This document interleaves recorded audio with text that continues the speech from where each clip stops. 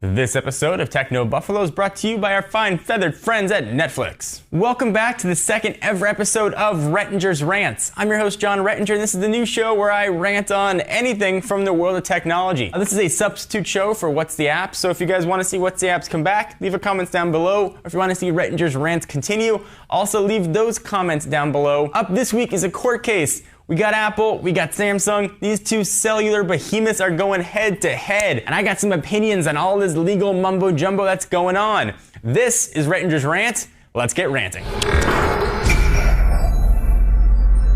Apple is suing the bejeebus out of Samsung to block sales of pretty much everything that they have. And it all boils down to just a few patents that Apple is trying to defend. So before I get into my feelings and impressions on it, let me at least bring you up to date with the facts. Up for grabs here are three major patents. They range from stuff to screen rotation, some design, and some of the kinetic scrolling that you can do on an iPhone. Apple is also claiming that the designs of the Galaxy Tab and the rest of Samsung phones mimic the design of Apple's iOS series of devices. Apple wants to block Samsung from pretty much selling all of its products in the US, and on top of that, it wants them to pay $2.5 billion in damages. That's with a B. But if Samsung somehow wins, they want Apple to pay 2.4% of every iOS device sold to Samsung, so we could also be looking at billions of dollars. Samsung's claiming that Apple infringed on some of its wireless patents, how it does 3G, 2G handoff, and how it interfaces with the cellular radios. First, should Apple have even been issued these patents in the first place?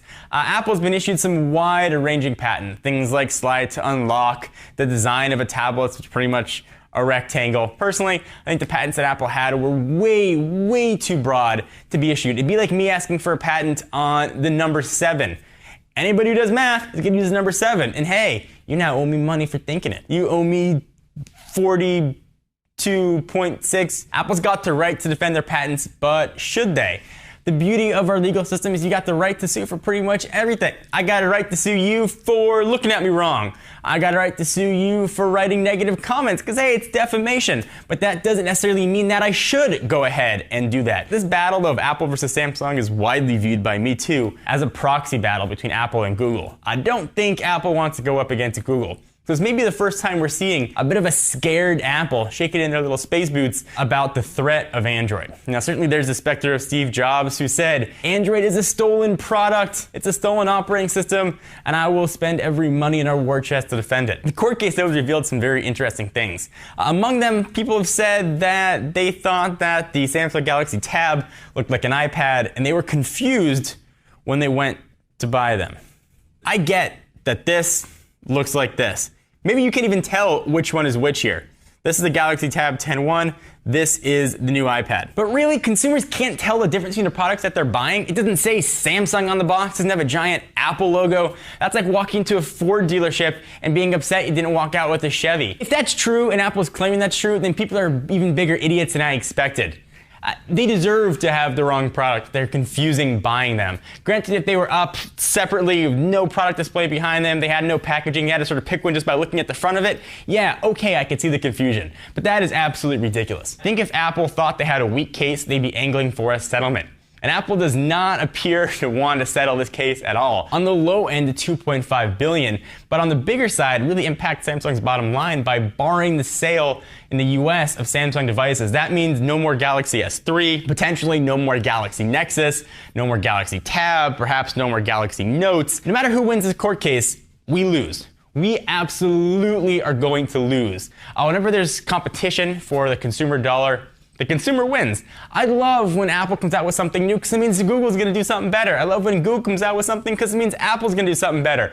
Competition is key for consumers, and we're trying to look at a marketplace that Apple's trying to make less competitive. If Samsung wins the case and Apple's got to pay 2.5%, then we're going to see an increase in price presumably on Apple products. And then, hey, look at that. We also lose. There's no winner in this case. The consumer is always going to get screwed. Apple's sort of perception in the world has been of this innovative company that delivers cutting-edge products. That certainly is still true, but now they're also cutting-edge company, delivers great products, that also is throwing their weight around behind what I consider to be superfluous lawsuits. Now, all that being said, there's no doubt in my mind at all that Samsung's designs have been influenced by Apple. Clearly, they've been influenced by Apple 100%. Look at Samsung's products before the iPhone, what they look like now. not even the same sphere at all. Now, I get sort of what Apple's saying, all of the time that goes into research and development for these products, all the cost that goes into research and development of the design, sort of get what it feels like, what it looks like, the materials that go into it. That costs a lot of money, and that money is reflected in the final cost of the product. Samsung is skipping that whole process, saying, here's what Apple did,